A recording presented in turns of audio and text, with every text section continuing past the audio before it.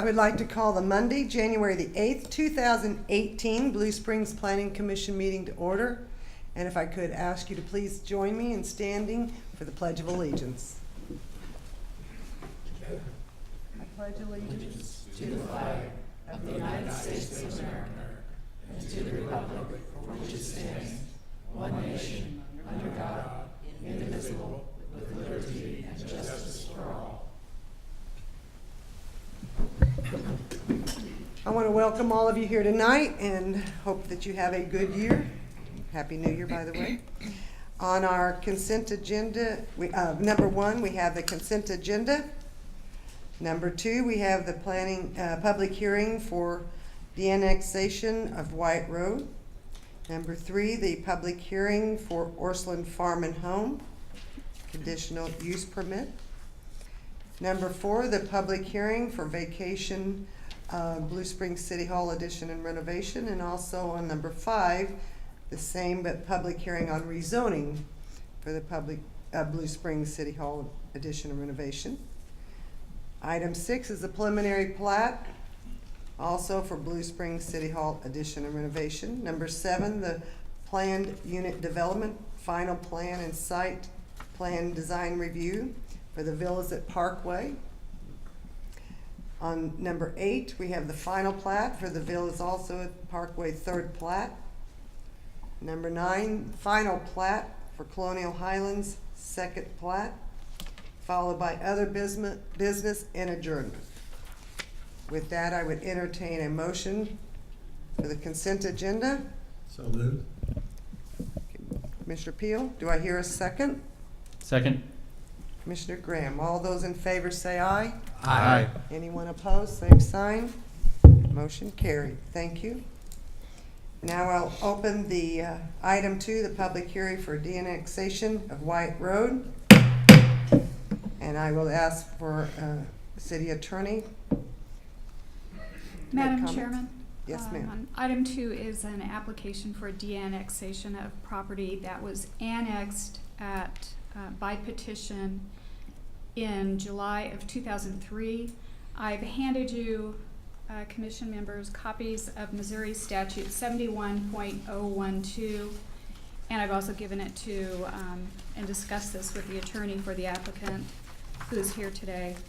And if you'll turn to paragraph 5, which I've highlighted, of the statute,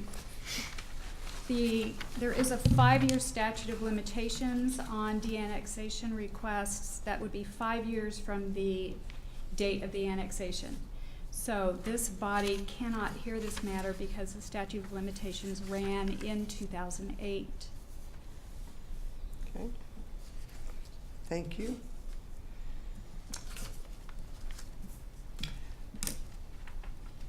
Due to the fact that, oh, yes, sir. Yes, Mr. Chairman, I would like to point out that this, You'll need to be sworn in, please, if you raise your right hand. Do you solemnly swear to tell the truth, the whole truth, and nothing but the truth, so help you God? I do. Mr. Chairman, I'd like to I would point, need your name. Dave Halpin, the attorney for Mr. and Jim Hawes and Ivy Hawes, who are also present. I was provided a copy of this. I discussed this with the attorney before we had it set for the last hearing. I just want to point out this statute wasn't passed until August of 2016. So the statute wouldn't have ran back in July of 2008. It didn't exist. My argument would be simply that this is a newly enacted statute. It's less than 2 years old. I would argue that my client should have at least until 5 years after the passage of the statute to make the decision whether he wants to file a petition for voluntary de-annexation. With regards to the Missouri statute we're looking at, if you look at paragraph 2, it also says that the city also has to have the ability to furnish normal municipal services to the area to be annexed within a reasonable time. It's been since 2003, we're almost 14 and a half years since my client's had his property annexed into the city, and he still doesn't have access to sewers. So there's still services not being provided by the city. They don't provide city water, fires through CJC, police protection, I guess, would be the only service that would be provided out there, but sewer is the main issue why my clients wanted to de-annex. I simply don't believe the statute that was enacted in 2016 would bar him today from filing this petition for de-annexation. Okay, I'd like to refer to council. Well, it looks to me like the statute was enacted in August of 2013. But regardless of when it went into effect, the request to de-annex was filed in 2017, so the statute of limitations was in effect. If the copy that I have shows that it was passed in the statute's August of 2016, even if it was in 2013, he'd still be within the time limits to file that. So I'm just asking that you guys go ahead and have the hearing. If you want to deny it on this reason, that's fine. I know council suggested that you not have the hearing based upon this statute, but I would simply argue that just because it was just enacted and hadn't given him a full 5 years to make that determination, that we go ahead and have the hearing. My advice to the committee, to the commission, is that you don't have authority to hear this. Again, the statute of limitations ran quite some time ago, and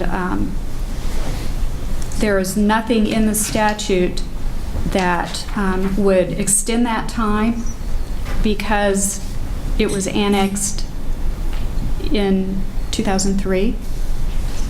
I understand. The only other thing I would say is statute of limitations is something that it's usually a jurisdictional issue, and it's something you guys can waive. So, like I said, I'm just asking that you guys have the hearing. If you want to deny it on that ground, that's fine. But at least let my client have the opportunity to have a hearing today. If we're not going to do that, I guess I would request that you continue it for a month. Let me provide counsel with research and see if we can, figure it out from there. I recommend that you close the hearing. Because it's time barred. We can set it before it can go on the city council agenda. I'm just going to let you know that I'm going to make the same argument before the city council. So it's going to go in front of the city council no matter if we have a hearing on it today? We can do that. Okay. Thank you. Thank you. With that, I'm going to do the fact that we do not have the authority because of the statute of limitations has run. I'm closing the hearing.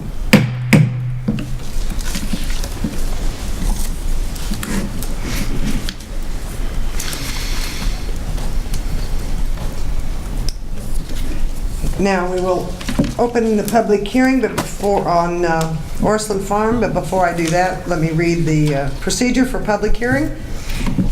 I'll open the public hearing. I'll call for exhibits, and staff will make their comments. The applicant can make their presentation. Call for witnesses in favor and also opposed. We'll have general discussion. I'll close the public hearing, and we will cast our vote. With that, I will go ahead and open the public hearing for Orslin Farm and Home conditional use permit. And I call for the city attorney to read exhibits. Madam Chairman, I offer the following exhibits into the record. Exhibit number 1, staff report with attachments. 2, affidavit of publication in the Examiner on December 23, 2017. 3, application with attachments. 4, 185-foot notification map. 5, names and addresses of property owners within 185 feet of the site. 6, copy of the letter sent to said property owners.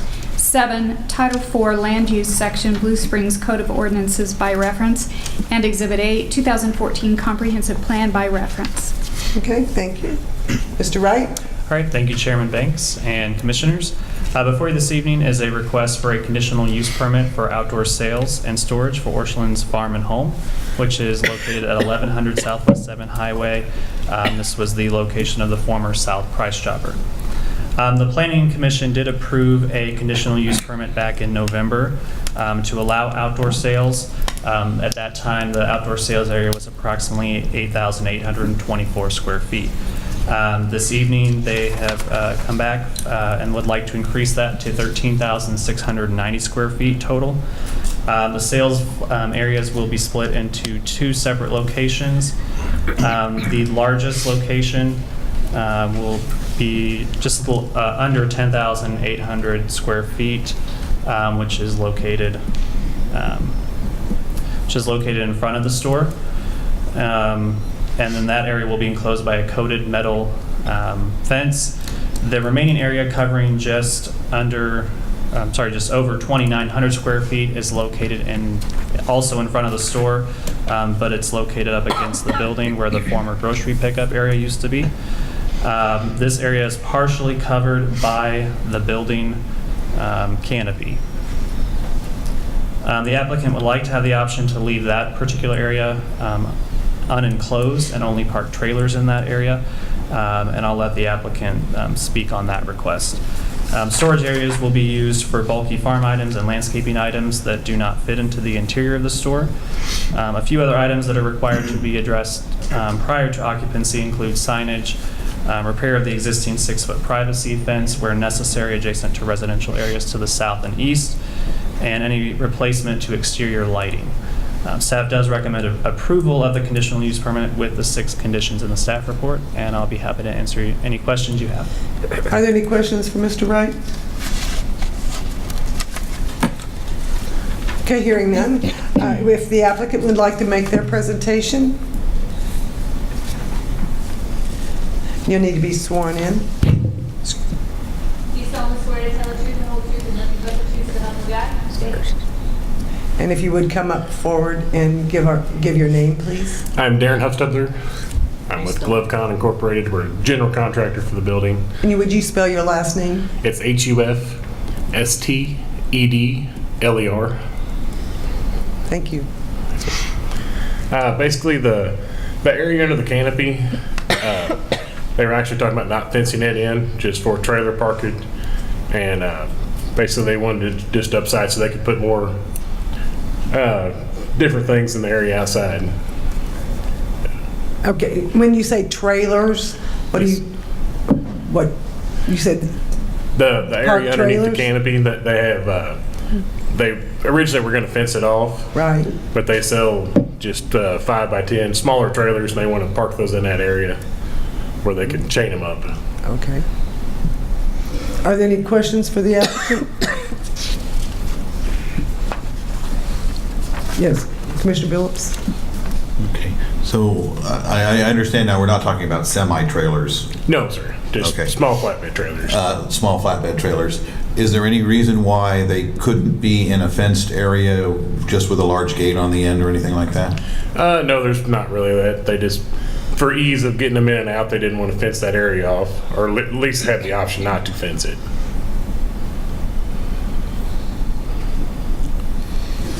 Are there any other questions for the applicant? Yes, thank you very much. All right, I'll call for anyone that would like to speak in favor of this proposal. Anyone that would like to speak in opposition? All right, hearing none. Are there any other questions for the staff? Okay. I'm going to go ahead and close the public hearing then. Is there any other comments that commissioners would like to make? Yes, sir. I'm curious, like Mr. Phillips was, what do the trailers look like? How many of them would be out there at one time, and how often would you interchange them? If you would come to the microphone, please. They'll only interchange them when they sell them, and usually they keep, on average, 2 of each size, so approximately 10 to 12 at the most of the trailers. And most of them are no more than 16 inches to 20 inches tall, knee high, and then that'd be more like a lawnmower trailers, or a little bigger for, say, no more than 10 foot long, I think is their limit on the trailers. Okay, thank you. Yep. Okay, commissioners, I have closed the hearing. Yeah, I know. Okay, Commissioner Billups? Would they be stacked, or would they all just be sitting there? They would be parked basically tail to nose. They won't stack them. They'll be able where you can walk around them. They'll be on wheels and tires. So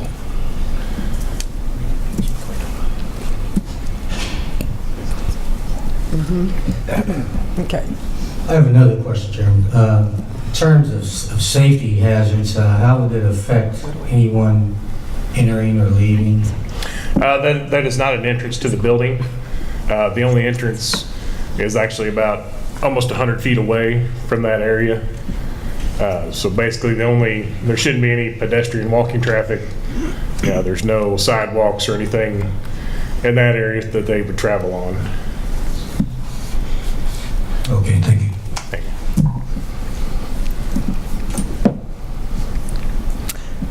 Okay. With that, I would entertain a motion.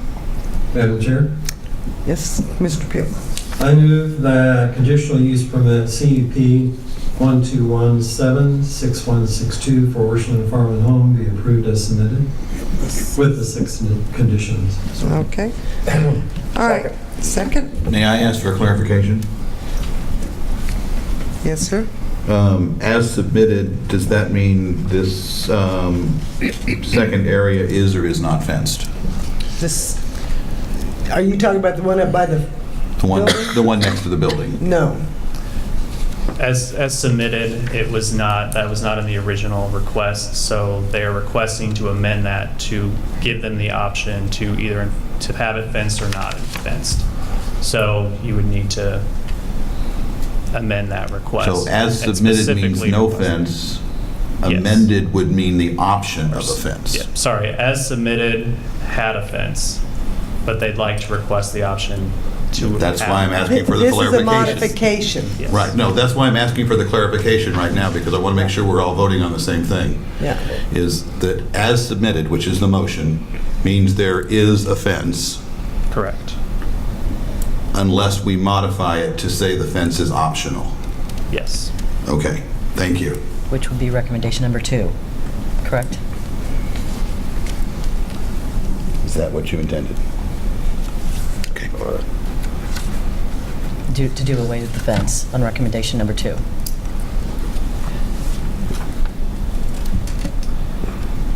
Yeah, we could put in it would need to be a new condition With the option, with the option of having a fence or not to have a fence. Right now, the way that the staff report is written, they would have a fence. The large area will be fenced, but the area underneath the building, they were just asking about not fencing it as well, but just enlarging the outdoor sales. right. We would need to amend the motion. If he wishes If you to. wish to amend the motion, No, I would like to stay with the motion that is proposed at this point. and that's to have the 2,900 fenced, That is correct. okay? Well, there's a first, Withdraw my second until I understand exactly what we're voting on, please. That was the amendment. pardon me? That's the amendment right there. That's the amendment that we have up on the screen right now, where it would be fenced. That's on the floor now to be voted on. Has it been Let's- seconded? That It has was to have a seconded, fence. and he's withdrawing his second, Okay, then I will second it. okay? And that is the recommendation to have it fenced, correct? Correct. The 2,900 up by the building to be fenced, Yes. but to allow the larger area to also The larger area will be fenced either fenced way. anyway. The Yes. 10,800 square feet would be fenced. Yes. Okay, so we have a first and a second, so we will take a roll call on this to determine. Planning Commissioner Cradoff, Aye. Commissioner Casey, No. Commissioner Graham, No. Commissioner Peel, Aye. Commissioner Sanderson, Aye. Commissioner Juhan, No. Commissioner Billups, Aye. Commissioner Haney, No, Chairman Banks. No, Motion failed. motion was denied. Okay.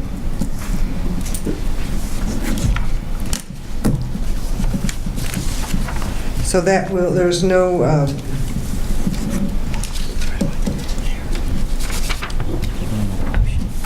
if you entertain another motion, I would entertain another motion. Madam Chair, Yes.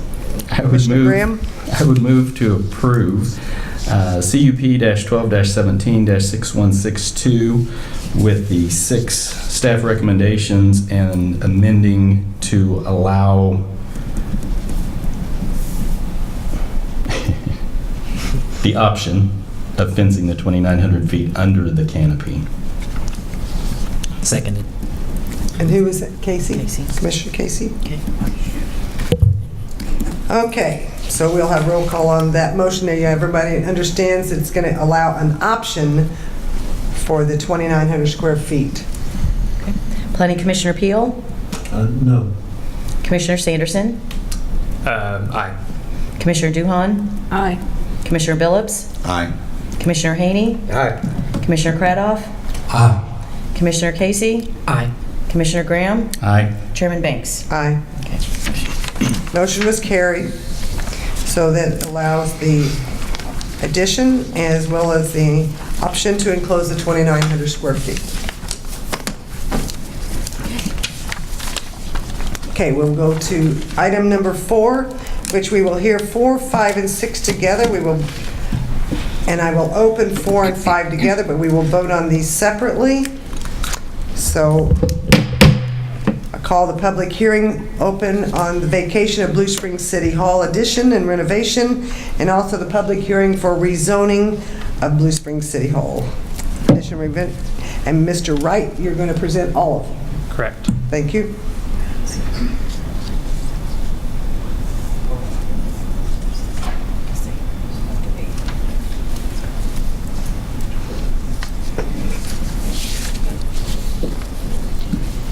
Madam Chairman, I offer the Oh. following I'm sorry. exhibits into the record, and they're numbered incorrectly on the agenda, so I'm going to start the first one as Exhibit 1, Staff Report with Attachments. Exhibit 2, Affidavit of Publication in the Examiner on December 23rd, 2017. Number 3, Application with Attachments. Number 4, 185-foot notification map. Number 5, names and addresses of property owners within 185 feet of the site. Number 6, copy of the letter sent to said property owners. Number 7, Title 4 Land Use Section, Blue Springs Code of Ordinances by reference. Number 8, 2014 Comprehensive Plan by reference. Would you like for me to go ahead and offer the exhibits for item 5? That would be fine, thank you. I offer these exhibits for item number 5 on the agenda. Exhibit 1, Staff Report with Attachments. Exhibit 2, Affidavit of Publication in the Examiner on December 23rd, 2017. Exhibit 3, Application with Attachments. 4, 185-foot notification map. 5, names and addresses of property owners within 185 feet of the site. 6, copy of the letter sent to said property owners. 7, Title 4 Land Use Section, Blue Springs Code of Ordinances by reference. And number 8, 2014 Comprehensive Plan by reference. Thank you very much. Okay, Mr. Wright. All right. Thank you, Chairman Banks and Commissioners. Before you this evening are 3 requests in the first series of applications related to the City Hall renovation and addition project.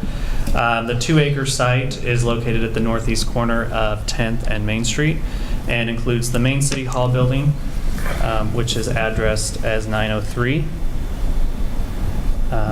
We also have the City Hall Annex building, which is addressed as 905, West Main, and then the former duplex that engineering was in was at 907 West Main, which was recently demolished.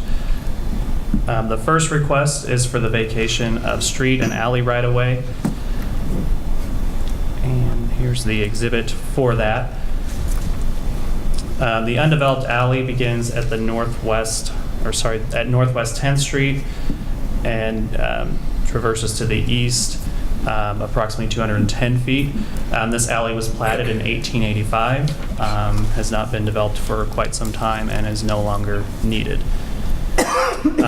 And then for the street, we are requesting vacation of a portion of 10th Street, approximately 24 feet wide, This area currently is part of the City Hall parking lot, so it's not been utilized as a street. And as part of the renovation of the City Hall site, it will not be used as a street either. So there's no, we've determined that to be excess right-of-way that can also be vacated. Any public utilities that are currently within the street right-of-way or the alley right-of-way will be relocated with the renovation and the building addition. A utility easement will be provided to accommodate the utility on, if remaining on private property after relocation. The second request is a rezoning request for the City Hall site. This does include all 2 acres. Currently, the property is zoned, there's a small portion at the corner of Northwest 10th and Main, 2 former lots there where the City Hall parking lot currently is, that is zone T5, which is the urban center zoning district in downtown. And then the remaining property is zone T4, which is general urban. The applicant is requesting that the property be rezoned to CS, which is the civic space zoning district, which is the green areas here on the downtown zoning map. Portions of Central Park are zoned that, as well as the public safety building and portions of the parking lot. Based on the existing and proposed land use, which is classified as public government service, the most appropriate building type for City Hall is a prominent civic building under the Downtown Development Code, and prominent civic buildings are only permitted in the civic space zoning district. So just to bring the property into compliance with our zoning code, we're requesting that rezoning. The Downtown Review Board did meet last week, and the week before last, and reviewed both the vacation and the rezoning, and they recommended approval of both requests. The third and final request is encompasses the same 2-acre site, and this would be a preliminary plat for what's titled as Blue Springs City Hall. This is a 1-lot subdivision covering 2 acres. The preliminary plat shows the proposed layout of the renovated City Hall site, which includes a new building addition connecting the main City Hall building to the annex building, as well as improvements to the parking lot. There are no minimum lot widths or sizes, setbacks, height limits, or parking regulations for the CS zoning district. The downtown master plan does require an 8-foot sidewalk along Main Street between 7th Highway and 10th Street. The downtown master plan also requires an 11.5-foot sidewalk along Northwest 10th Street. As part of the downtown master plan, when developed in 2006-2007, envisioned 10th Street being an extension of Main Street, having that wider buildings pushed to the front setback with a wider shopping sidewalk there. Based on the existing conditions and the design of 10th Street, staff has determined that the wider sidewalk is not needed at this time. The existing 5-foot sidewalks are sufficient, but will need to be replaced or repaired if damaged or removed during construction. All public sidewalks are required to be in the right-of-way. If they are not in the right-of-way at the time of final platting, a pedestrian easement will need to be dedicated on the final plat.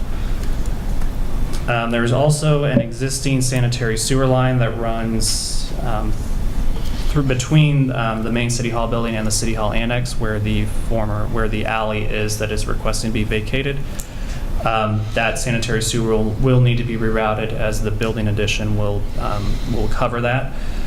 Wherever that sanitary sewer is rerouted, it will need to be in an easement, as that is a public sewer line that does serve the properties further to the east. Landscaping requirements, including street trees, will be reviewed through the site plan design review process. Stormwater detention has been determined to not be required at this site based on a net loss of impervious surface and based on the improvements to the site. With the loss of the duplex as well as reconfiguration of some of the parking areas, there will be additional green space in what's there currently, so there wouldn't be an increase in stormwater runoff. Although no street improvements are required for Main Street or 10th Street, additional right-of-way will need to be dedicated so that the entire street and sidewalk are within the right-of-way. I mean, kind of see in this area here where part of the street and the sidewalk is located on the City Hall property. We're just requesting that that be cleaned up and the entire street and sidewalk be in the right-of-way. The final plat must be approved and recorded prior to the issuance of building permits. As mentioned, this is the first series of applications for the City Hall project. A second series, which includes the conditional use permit, site plan design review, and final plat, are anticipated to come before the commission on January 22nd. And staff does recommend approval of all 3 requests, including the vacation with 4 conditions, the rezoning, and the preliminary plat with 7 conditions. And I'll be happy to answer any questions you may have. Are there any questions for Mr. Wright?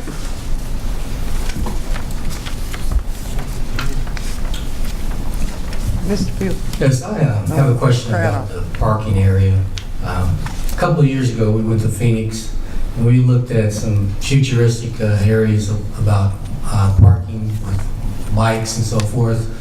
Have you all looked at anything of that nature as far as maybe including that into what we might be developing in the future or now? Including bike parkings, like a bike rack? Yes, they had bike rentals and so forth, but parking would be definitely something that would be a concern. And also in terms of handicap parking, would that expand or would there be more parking? We will have 4 ADA spaces. I believe right now we just have, do we have 2?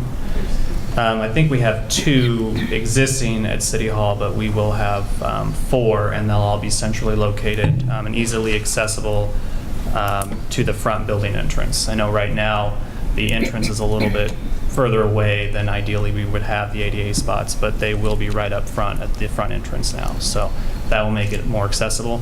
In terms of the bike parking, we didn't look at anything related to bike rentals. We don't have any plans for that right now. And I don't know if there's any plans for to install a bike rack at the entrance. Might turn that over to our Parks Director or architect on that.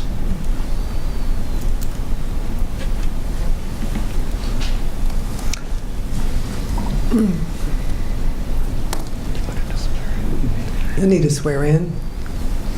You solemnly swear to tell the truth, the whole truth, and nothing but the truth, so help you God? I do. And if you'll give us your name. I'm Harriet Grindel with SFS Architecture. Okay, thank you. So I think, as you spoke, covered a majority of the, the vacation and I don't have any additional presentation for you. Speaking to the bike racks, it's not something we specifically addressed in our current plan, but I think there's opportunity to explore that as we move forward. Okay. Okay, thank you. I think there's a lot of bikers around in the area now, and that would be neat to have something available to those people who like to do those type things. I understood. Thank you. Are there any other questions for the? Okay, I guess not. Thank you very much. All right, is there any other, is there anyone that would like to speak in favor? In opposition?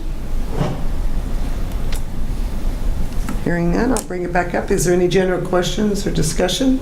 Madam Chair, Yes, Commissioner Peel? are we voting on all 3 or 3 separate? No, they'll be separate. Okay, thank you.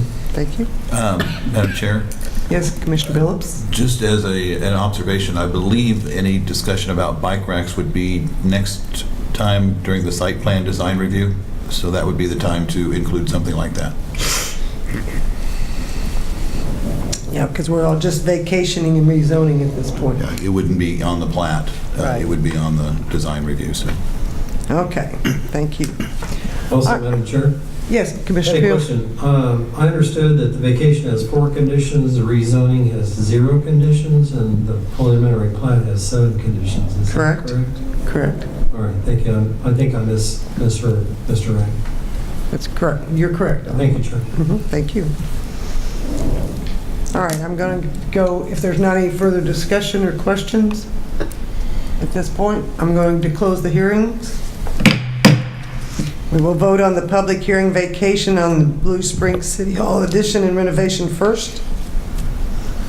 Madam Chair, Yes, Commissioner Billups? I would move for approval of the Blue Springs City Hall vacation VAC 12176133 with the 4 staff conditions. Do I hear a second? Second. Commissioner Krebs? All right, we'll have a roll call on this. Planning Commissioner Sanderson, Aye. Commissioner Duhan, Aye. Commissioner Billups, Aye. Commissioner Haney, Aye. Commissioner Cradoff, Aye. Commissioner Casey, Aye. Commissioner Graham, Aye. Commissioner Peel, Aye. Chairman Banks. Aye. Motion carried. The City Council, they'll go on to the City Council for Tuesday, January the 16th at 6 p.m. at this time, and then we will have a motion for the public hearing for rezoning. If I could have a motion, I entertain a motion. Madam Chair, Commissioner Billups? I would move for approval of the Blue Springs City Hall rezoning, RZ 12176132, as presented. Okay. Second. And I'm sorry, who was that? Second. Second, Commissioner Graham. All right, so a roll call on this one as well.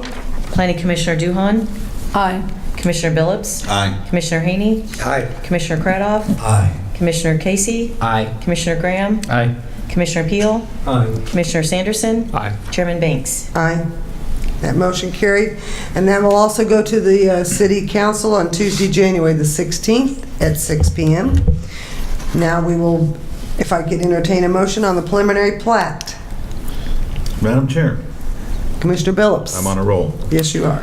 I would move for approval of the Blue Springs City Hall preliminary plat, PP 12176134, with the 7 staff conditions. Do I hear a second? Second.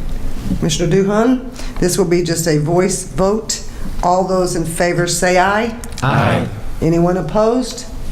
Motion carried. Thank you. Now we'll go on to the plan unit development, final plan and site plan design review for the villas at Parkway. And I gather, can we hear these together? And the final plat. So, Mr. Yes. Allen. Thank you, Madam Chair and members of the Commission. Coming before you this evening are both the PUD final plan and site plan design review, as well as the final plat for Lot 1, or one lot, I should say, of the villas at the Parkway.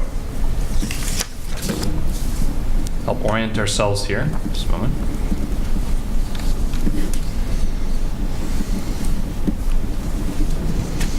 There are 2 lots relevant to the PUD final plan site plan design review this evening. That include 5 residential buildings with attached units on 2 separate lots. And there's a north property and a south property. They encompass approximately 1.5 acres and 1.7 acres of land, respectively. And again, altogether, this development will add 20 attached villa units to the north with 9 units and to the south with 11 units.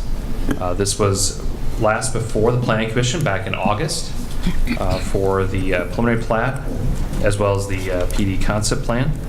And it went before the Appearance Review Committee back in mid-December, and they are recommending approval of the application with just one modification to enhance screening around the air conditioning units, and I'll show where those are located here shortly.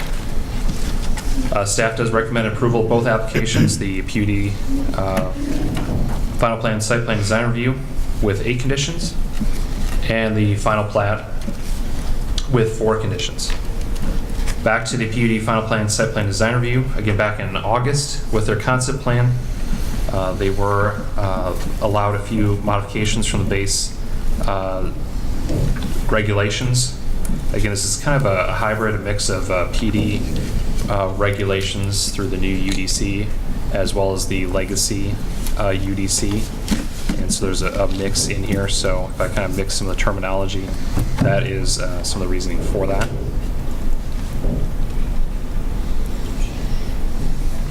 You can see here to the right is the south property and to the left is the north property, just for some orientation here. Again, some of those provisions that were modified, again, allowing to operate under that legacy UDC. A reduction in the minimum interior side yard setback for the southern lot. and reduction of the minimum landscape buffer width for the east property boundary of that south property, since it is adjacent to some existing medical office building already associated with the project, and reduction of minimum landscape buffer along the south property boundary of the north property as well, again, because it's essentially interior to the overall project. With that, I just wanted to highlight that page 5 of 10 of the staff report references cost estimates related to the landscape plan. Those have been submitted. Those were submitted last week just before we went to press on the staff report. So that is meeting the landscape requirements, the code requirement. I will highlight again some of the landscaping here as referenced by the appearance review committee. Again, the south property was the property of primary interest related to some of the buffering here. And there's some, again, you can see these small squares. I can point here a little bit more clearly. Again, some of these with the AC units. I apologize to those who are viewing on the big overhead screens, the annotation's not showing up. So I'll be using the mouse a little bit and mix with the annotation here. But again, the applicant has provided some additional landscaping and will be ensuring that those units are screened from Napoleon Drive in particular, along the back of those units. So with that, just in terms of the actual architectural design, jump back a couple pages here. This shows a general design aesthetic of these units. Again, this was shared to some degree with the PD concept plan back in August. There are a couple of side facades that did not have architectural features on those walls. There are two building types. One faced maintenance shed and one faced an adjacent building. So since they did not face public view, we did not look at requiring any additional architectural features on that. The Appearance Review Committee was in agreement with that.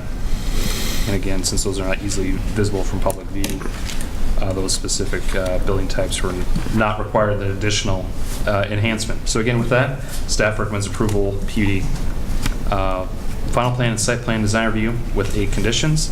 The plat itself, real briefly, again, 4 conditions with that, recommending approval. And again, this is really just the north lot that's being developed at this point with the final plat. So with that, I'll stand for any questions. Are there any questions for Mr. Allen? Mr. Allen, I do have a question because it's been a day since I read the conditions. On the site plan, could you pull up the conditions? Sure.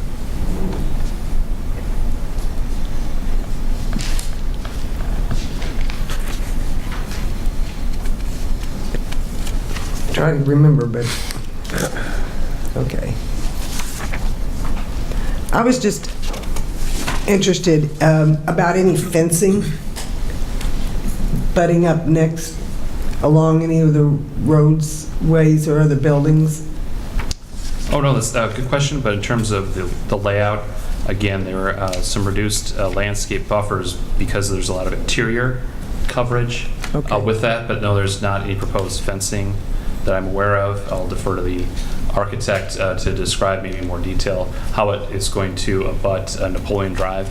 That's really the primary public right-of-way that's impacted here. But as it stands, it's really just enhanced landscaping. Again, also as noted by the Appearance Review Committee, they'd like some enhanced landscaping, especially at south property, where the back of those units are going to be backing up. But fencing, not of any specific sort now. Okay, thank you. Any other questions? Would the applicant like to come forward? Thank you. And if you would care, you don't need to be sworn in, but if you give Karen your name. Scott Auman. I'm with SWD Architects. In terms of the question regarding the fencing, basically the 3-story structure that's existing, the Parkway Senior Community that's already there, this is a continuation of that project where they're inviting the residents of the villas to share in the facility itself. So whatever amenities that they have within that facility, whether it be dining, the salon, the wellness fitness center, these residents will be enjoying those same amenities. And so there was really no need for fencing between the villas themselves, and the existing three-story structure. Well, that wasn't my question. My question was about butted up against the roads and the other, so that's why I was. I don't believe there's a requirement for. No, I just wanted Yeah, to, no, I couldn't it's- remember if it was a condition. I'm No. sorry, sir. That's all right. Okay. Okay. Didn't mean to make you think that I was asking for one. I couldn't remember if there was one. Okay, are there any other questions? Okay. Thank you very Thank you. much. I'm sorry. But thank you for filling me in. All right, is there any other comments or statements or anything that anybody would have? All right. I would entertain a motion. We will go ahead and hear these, if you make a motion separately. So I would entertain a motion for the final plat for the Parkways. Madam Chair? Okay. Yes, Commissioner Billups, you're just right at it tonight. Thank you. I would move for approval of the PUD final plan and site plan design review, PUDS 12176127, with the 8 staff conditions. 37. Well, it has a different number. Isn't it 6137? 6137, but if you look at the thing on here, it's different. Am I looking at it wrong? I'm looking at it right here on the report. My case file number says. So what you're doing. Right. Is it 27? Is it 27. Looks like it's 6127 based on the final plat that's 6128.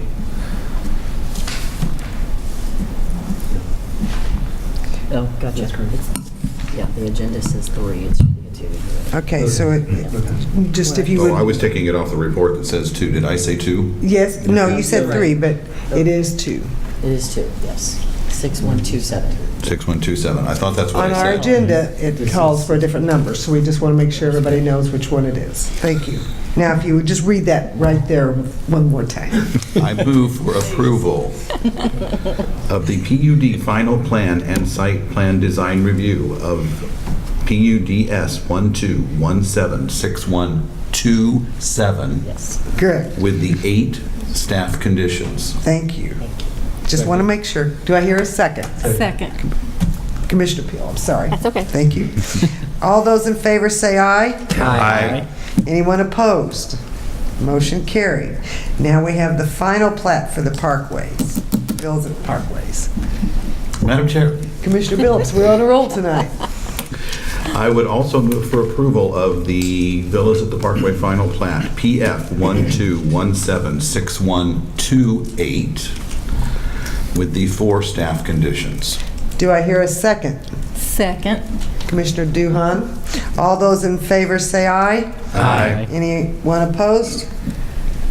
Motion carried. Thank you.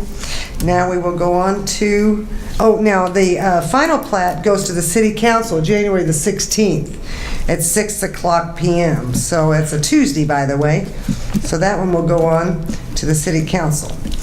So now let's go to the final plat. Colonial Highlands, second plat. This was amended. So, Mr. Allen? Yes, thank you, Madam Chair and members of the Commission. This is also a project that is hopefully familiar to you. This was actually before you just a short while ago, and actually went to the City Council for approval in early December. Since that time, the applicant in the process of looking at building a number of 2-family units on some of the lots identified or noted that one of their building plans, one of their footprints did not work on a number of the lots, approximately 10 of those lots. I will show the drawing here real briefly. So just for some orientation again, identified where that was. It's north of Wyatt Road and west of the Colonial Nursery property and east of Timothy Lutheran Church. It's just over 20 acres in size, comprising 40 lots, 5 tracts. Again, this is the second plat, second phase of Colonial Highlands residential subdivision, also just south of the future major road. Again, the lot layout, size, setbacks, all those generally match a previously approved final plat. again, with just some minor deviations to the rear lot lines of lots 47 to 56, which is generally in this area. For those of you looking on the larger screen, it's this kind of the southeast area here. And again, the idea is to provide a larger area for some specific building plans. The smaller footprint duplex fits on every one of the two-family lots on the original final plat. However, the larger footprint duplex could not fit on several of those two-family lots, again, approximately 10 of those there. Thus, the lot lines abutting open space have been adjusted as well. And this amended final plat actually increases the buildability of the two-family lots and increases the dedicated open space by just over 350 square feet. So those are the real modifications that you're seeing here before you this evening. There will be additional phase coming before you at some later date. And again, we do recommend approval of the final plat. I know it says final plan, but final plat with 3 conditions. And I'll stand for any questions. Are there any questions for Mr. Allen? Mr. Allen, Mr. Billups? I want to make sure I understood what you said. We're increasing the lot sizes on those.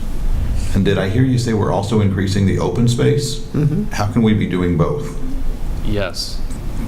How is a good question to know. In terms of modifying some of the lot lines, actually did, in a way, increase some of the open space. Again, 350 square feet. I could probably walk that off in front of you. But No, I understand that, but I'm just, the math part of my brain says if you increase one, you got to decrease the other. I know what you're saying. The way they adjusted some of those lot lines actually did increase some of the open space, just based on our calculations. So. I'll take your word for it. And I'll defer to the applicant if they wanted to share how that spatial reasoning occurred. I just wanted to make sure we were all on, I was hearing you correctly. Yes, and I apologize. I don't have the numbers in front of me in terms of how many feet they adjusted one way or the other, some of the lot lines. But again, it was enough that it wasn't inconsequential. It was enough to have to adjust lot lines on enough of the lots that we didn't recommend going through a variance process for a few lots. Again, we're dealing with 10 lots, and we're dealing with enough footage in terms of setbacks that we requested they come back and get it amended before you. And through that process, I don't have each of those lot lines identified in terms of how they're modified, but it did slightly, very slightly increase the open space as a result. I'll trust your judgment on that. And I'm Thank you. trusting those who were presenting the information to me as well. So. Any other questions for Mr. Allen? Okay, would the applicant like to come forward? And if you'd give Karen your name, please. Sure. Good evening, Dave Rinne, R-I-N-N-E, with Schlegel and Associates. Okay, thank you. The staff report covered everything pretty clearly, so we don't really have anything to add to the staff report. To reference your question regarding the areas, there were a few of the lots where the smaller footprint fit fine, where they were extra large. So there were just a couple, 3 of the lots that actually did get a little bit smaller. So the majority of the lots that Scott talked about, the two-family lots got slightly larger to accommodate the larger building footprint, and then 3 or 4 of the lots got slightly smaller. So there was actually a net increase of, I believe, about 350 square feet of the open space. That was obviously a concern. We didn't want to reduce the open space in order to make these adjustments. So we had a little bit extra room on some lots. We just decided to go ahead and add the extra space to the open space tracks just to try to offset it a little bit. Thank you. With that, I'm happy to answer any other questions. Are there any other questions for the applicant? Guess you answered it. Thank you very much. Okay, at that, I would entertain a motion on the final plat for Colonial Highlands second plat. Go for it. Madam Chair, Commissioner Duhan. I move that we approve the final plat PF 12-17-6164 with the 3 staff conditions. Okay, do I hear a second? Second. Mr. Peel? All those in favor say aye. Aye. Anyone opposed? Same sign. Motion carried. Okay, that will also go to the city council January the 16th on a Tuesday at 6 p.m. Now, we'll get to any other business. Mr. Allen, did you have any other business? Indeed, I do. Thank you, Madam Chair. First of all, I take responsibility and apologize for some of the errors on the agenda. It was maybe a case of too many cooks in the kitchen. I think about all of us touched it at least 2 or 3 times, the staff, and whatever version ended up in front of you has obviously had some errors. So we'll make sure that doesn't occur next time. I appreciate your graciousness in dealing through some of those errors, so I apologize for that. Additionally, wanted to get in front of you as soon as possible here, the 2018. Here we are just into starting the second week of 2018. We're talking about deadlines for the National Planning Conference. This year it's in New Orleans. It was back there in 2010 as well, so it hasn't been too long since it was hosted there. That is officially April 21st through the 24th. I noted on the agenda that is not an error on the agenda, but that is essentially travel days. So if you're looking at your calendar, April 20th is a Friday, and that would be a travel day with the conference starting Saturday morning first thing and concluding midday Tuesday the 24th. So we would return to Blue Springs that evening or afternoon. So if you're looking at your calendars, please keep that in mind. Our deadline for early bird registration is actually the first part of February. So if you are interested, please let Karen know, or you can let me know as well. Either way, and we'll put names in the hat or discuss it further at the next Planning Commission meeting on the 22nd. So we do have opportunity budget-wise, as usual, to bring 1 planning commissioner. So I apologize if you don't have funding to bring 2, but again, like last year, we were able to bring 2 planning commissioners to the state conference. So the state conference this year in October will be in Kansas City. So we anticipate being able to bring 2 or possibly more planning commissioners to that event. So keep that in mind. If you're unable to attend New Orleans, please don't despair. We will look forward to hosting several of you hopefully in October. I don't have those dates identified yet here in Kansas City.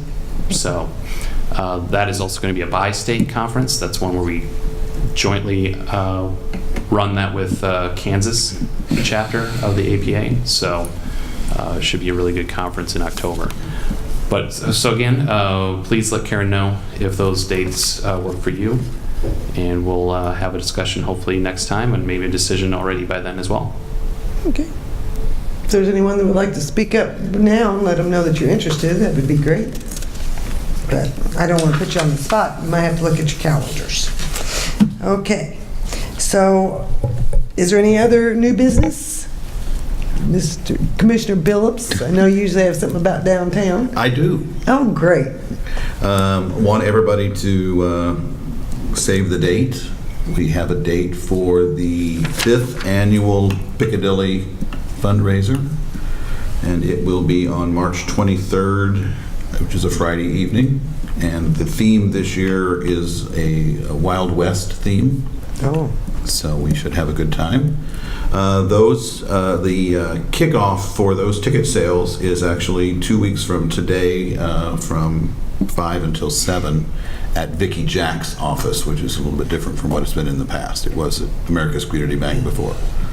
So that 2 weeks from today will be the first chance to buy a table or a ticket for that event, and I believe they're going to do something a little different and allow some sort of a discount if you purchase in it at that pre-sale event for the all-in auction items. So, okay, well, thank you. Any other business that anybody would like to bring up? Well, if I don't hear any more, I would entertain a motion to adjourn. So moved. Okay. We will see the next meeting on Monday, January 22nd. Don't forget.